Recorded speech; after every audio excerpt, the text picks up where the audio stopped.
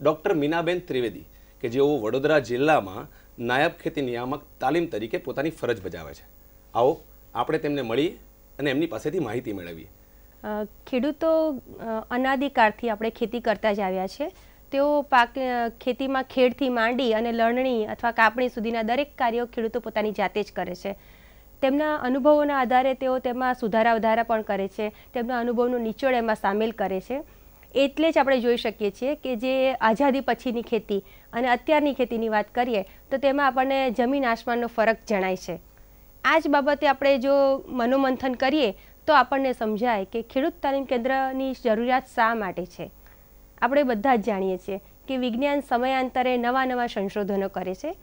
કૃષિ ક્ષેત્ર પણ આ વિષયમાંથી બાકાત નથી. કૃષિ ક્ષેત્રે પણ નિત નવા સંશોધનો થયા કરે છે અને આ સંશોધનો જે એગ્રીકલ્ચર યુનિવર્સિટીઓ છે, એના સંશોધન કેન્દ્ર છે, એના મારફતે થતા હોય છે.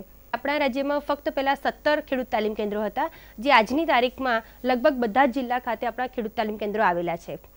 આ ખેડૂત તાલીમ કેન્દ્રમાં ખેડૂત મહિલાએ તાલીમ મેળવવા માટે, જે મેં અગાઉ વાત કરી તે પ્રમાણે ગ્રામસેવક અથવા પેટા વિભાગ કક્ષાએ મદદનીશ ખેતી નિયામકશ્રીનો સંપર્ક કરી અને ખેડૂત તાલીમ કેન્દ્ર ખાતે પોતાના રસના વિષય ઉપર પોતાની જરૂરિયાત મુજબ આપણે તાલીમ માટે આવી શકે છે.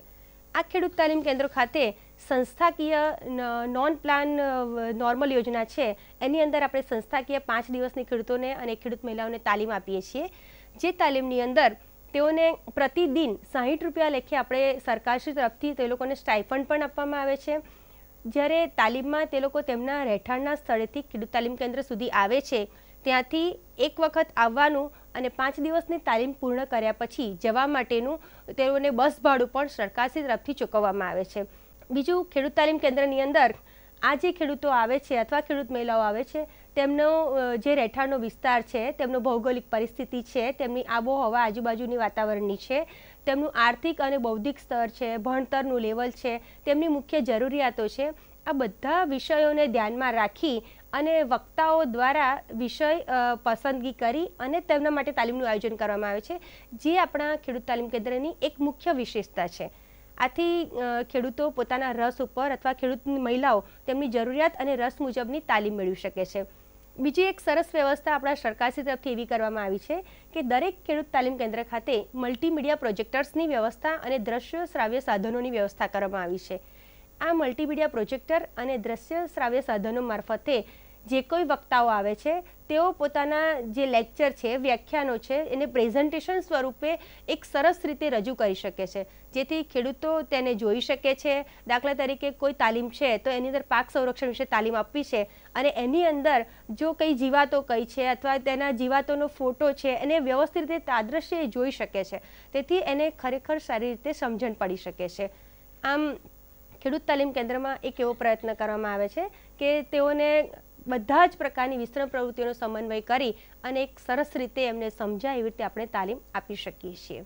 જે ખેડૂતો અથવા ખેડૂત મહિલાઓ અમારા ખેડૂત તાલીમ કેન્દ્ર ખાતે તાલીમમાં આવે છે, તેઓને જેઓ જ્યારે ગ્રામ્ય કક્ષાએ જાય છે અને જે તાલીમમાંથી શીખ્યા છે અથવા જાણ્યું છે, તેઓ પોતાના ખેતરમાં, પોતાની ખેતીમાં અથવા પશુપાલન કે જે કંઈ વ્યવસાય કરે છે તેની અંદર અપનાવે છે, તો એ અપનાવવામાં એમને શું મુશ્કેલી પડે છે એને જાણવા માટે અને એ મુશ્કેલીનું નિરાકરણ લાવવા માટે મદદરૂપ થવા માટે શેરિંગ, ફોલોઅપ જેવા કાર્યક્રમો પણ આપણે ખેડૂત તાલીમ કેન્દ્રની મારફતે કરીએ છીએ, જેથી ખેડૂતો જે તાંત્રિકતા અપનાવે છે એની અંદર જે કંઈ મુશ્કેલી પડી રહી છે અને એના કારણે ન અપનાવી શકતા હોય તો એને આપણે પ્રશ્ન નિવારી અને એ તાંત્રિકતા વધુ સારી રીતે અપનાવી અને જે કંઈ ખેત ઉત્પાદન છે અથવા તો જે પોતે પશુપાલન કે કંઈ કરે છે એમાં વધુ સારું કામ કરી શકે અને એને આર્થિક રીતે વધારે પોષણક્ષમ બની રહે એવા પ્રયત્નો આપણે ખેડૂત તાલીમ કેન્દ્ર મારફતે કરવામાં આવે છે.